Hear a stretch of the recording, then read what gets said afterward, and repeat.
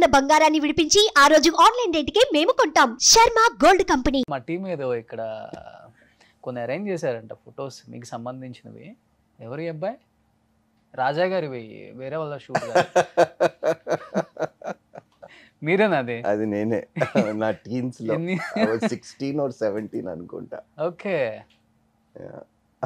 మంచి బాలీవుడ్ హీరో లాగా ఉన్నారు అప్పుడే. నేను ఫోటో షూట్ అది జస్ట్ నార్మల్ కెమెరాతో షూట్ చేసుకున్నా. ఇది యుఎస్ లో షూట్ చేశాను నేను. ఓకే. ఓ యుఎస్ లో ఉన్నారా? వెళ్ళాను, యుఎస్ కి వెళ్ళాను. ఎంఎస్ చేశారంటే? లేదు, ఎంఎస్ ఏం కాదు, థియేటర్ కోర్స్ చేశాను నేను యుఎస్ లో. Acting course. Acting course. చూడండి, యాక్టింగ్ అంటే ఎంత ఇంట్రెస్ట్ ఉంటే యుఎస్ వెళ్ళి, ఎందుకంటే ఆ టైంలో అందరూ సత్యానంద్ గారి దగ్గరికి వెళ్తారు వైజాగ్. తెలుసు, ఆయన కూడా తెలుసు సార్, తెలుసు మాకు. నెక్స్ట్ ఇది బహ్రెయిన్ లో మొన్న రీసెంట్ గా అండి. ఓకే. ఎక్కువ అవుట్ ఆఫ్ కంట్రీస్ కూడా వెళ్తానండి. అంటే ఇన్విటేషన్ వస్తే వెళ్తాను, కానీ పని కట్టుకొని నేను I don't like to travel abroad much. Okay. Last 7 yearsలోని మొన్న రీసెంట్గా ట్రావెల్ చేశాను. లాస్ట్ డిసెంబర్ నుండి ఈ మధ్యలోని ట్రావెల్ చేసింది, కానీ లాస్ట్ 7 yearsలో పెద్దగా ఎక్కడికి వెళ్ళలేదు. అంటే అంటే నేను క్రిటిసిజం కాదు ఇది. కే పాల్ గారు చెప్తుంటారు, ప్రే చేసే $1 million. అది నాకు తెలియదు. అది నిజమా సార్? అంటే I have no idea. Pastors కి ఐ రియల్లీ హావ్ నో అలా ఐడియా. చార్జ్ చేస్తారా? అంటే మీరు ఉన్నారు కాబట్టి ఇప్పుడు. మాకైతే తెలియదు, మరి కే పాల్ గారికే తెలియాలి అది. Okay. I really don't know. ఎప్పుడు కలవలేదా మీ ఇద్దరు? కలిసానండి, కలిసి మాట్లాడాము, పార్టీ గురించి చర్చించారు. లంచ్కి వెళ్తే 2 million అని, డిన్నర్కి వస్తే 3 million అని ఆయన చెప్తూ ఉంటారండి. అది ఎంతవరకు మరి కరెక్టో కాదో ఆయనకే తెలియాలి.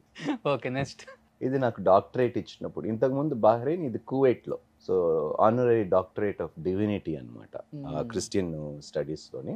ఓకే. Doctor of divinity. ఆయన అపోస్టల్ లివింగ్స్టన్ గారని, 92 years అండి ఆయన. ఓకే. కువైట్లోని దాదాపు 42 years అక్కడే ఆయన ఉండి పరిచర్య చేశారు. అంటే ఈ అరబ్ కంట్రీస్లో కూడా ఎక్కువ ఉంటుందా సార్ క్రిస్టియానిటీ? బాగున్నదండి, వాళ్ళే ఇచ్చారండి చర్చికి స్థలం అరబ్ కంట్రీస్లోని. ఓకే. ఆశ్చర్యం ఏమిటంటే అదిగో doctor of divinity Krishnamurthy Raja. Yes. Okay. నా పేరు మార్చుకోలేదు మీరు? ఐ థింక్ వచ్చిన వాళ్ళందరూ పేర్లు మార్చుకున్నారు అనుకుంటా. దాదాపు. అంటే బ్యాప్టిజం తీసుకున్నప్పుడు రాజా ఏబెల్ అని ఉంటుంది, బట్ సర్టిఫికెట్స్ ఎక్కడ పేర్లు మార్చుకోలేదు. ఓ, సేమ్ యాజ్ కృష్ణమూర్తి రాజా అంతే. అంటే నాన్న బ్రాహ్మణ్. ఎస్, తమిళ్ బ్రాహ్మణ్. అమ్మ క్రిస్టియన్. ఓకే. ఎక్కువ కృష్ణమూర్తి అంటారా లేకపోతే రాజా అంటారా? రాజానే అంటారండి. కృష్ణమూర్తి అనేది ఇప్పుడు తమిళియన్స్ కి ఫాదర్ నేమ్ వస్తుంది. So Krishnamurthy is daddy's name. Okay.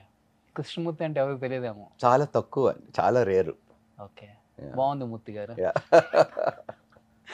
Okay. Next, ఇది నా ఫస్ట్ సాంగ్ ఒకటి పాడాను.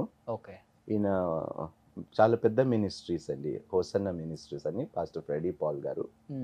సో ఆయన హెల్ప్తో నేను ఫస్ట్ ఒక సాంగ్ పాడాను అనమాట.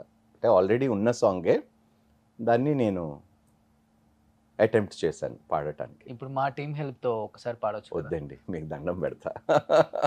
అక్కడ మైకులు, మిక్సర్లు అన్నీ ఉన్నాయి కాబట్టి ఏదో అడ్జస్ట్ అయిపోయాం. కానీ నెక్స్ట్, ఇది వెహికల్ కొన్నప్పుడు అండి మనం చర్చ్ కోసం. నెక్స్ట్, మా మిస్సెస్. ఓ మేడమా? ఎస్. ఓకే. లవ్ మ్యారేజా సార్? కాదండి, అరేంజ్డ్ మ్యారేజ్. వాళ్ళది కూడా చెన్నై. మేడం మిమ్మల్ని అర్థం చేసుకొని పెళ్లి చేసుకున్నారా లేకపోతే మీరే మేడం అర్థం? లేదండి, ఇద్దరు. ఇట్స్ స్పిరిచువల్ మ్యాచ్ అండి, absolutely spiritual match. So madam కూడా క్రిస్టియన్. ఏమైనా టర్మ్స్ అండ్ కండిషన్స్ పెట్టుంటారు కదా? లేదండి, అలాగనే ఏం లేదు. అవుట్ ఆఫ్ ఇండస్ట్రీ అండి. దే ఆర్ బిజినెస్ ఫ్యామిలీ అండి. ఓకే. సో మా మావయ్య గారు, రజనీకాంత్ గారు, they are friends from 40 years. Okay. మావయ్య గారి పేరు? Freddy Vincent. Oh. So is a big businessman. వాళ్ళకి ఫ్యాక్టరీస్ ఉన్నాయి చెన్నైలో. Okay. And they been very close to the family. Okay. నన్ను ఫస్ట్ టైం యాక్చువల్గా రజనీకాంత్ దగ్గర తీసుకొని వెళ్తానంటే నేను నాకు క్వీన్ ఆఫ్ ఇంగ్లాండ్ తెలుసాను. అంటే ఎగతాళి చేశాను, నేను నమ్మలేదు. కానీ ఇంటికి తీసుకెళ్ళినప్పుడు ఆయన స్పందించిన విధానం, హ్యాట్స్ ఆఫ్ అండి, ఆ గొప్ప వ్యక్తిని.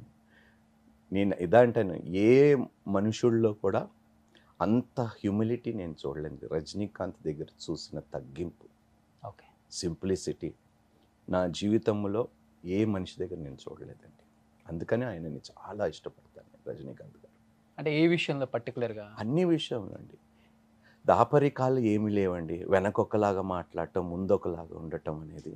అదే అంటున్నాను, అలాంటి వ్యక్తులు ఈ కాలంలో చాలా రేర్ అండి. ఓకే. అందులో రజనీకాంత్ గారు ఒకరండి.